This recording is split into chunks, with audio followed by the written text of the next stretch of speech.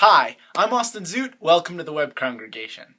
This week, the Torah portion is Lech Lecha. We're picking up with the story of Genesis, and we actually get to be introduced to the concept of what will eventually become Judaism. God comes to a man named Avram, who we know as Abraham, because he gets that name a little later on in the story. God comes to Abraham and says, "Go forth," and Abraham does. Now that may seem a little strange because there is no relationship between these two characters before this point. God is asking for trust from Abraham, and Abraham demonstrates that trust, that faith.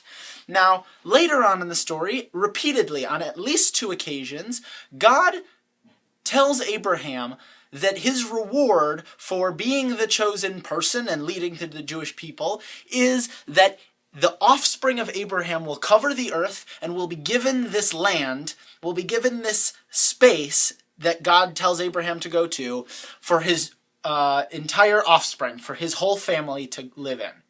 Now this sounds very strange because Abraham's wife is barren. Sarah can't have children. Abraham doesn't have a vast family. It may be something that is kind of a sore subject. And it doesn't make a whole lot of sense to go to a foreign place with the only promise being that children you don't have will eventually inhabit this land.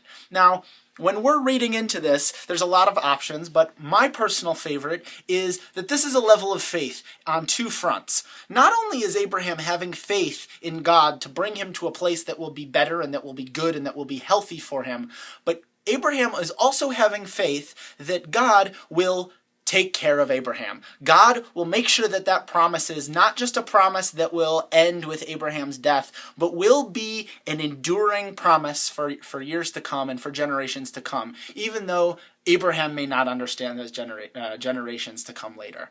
It's an interesting portion. There's a lot of facets to it. I'd love to hear what you have to say. Make sure you subscribe to the page so that you can keep hearing my videos, but I'm asking you, make sure you leave a comment. Leave a comment in the bottom of this section. Tell me what you're thinking. If you have questions, leave a question. Next week, we're going to start any questions that you post in the comment section below.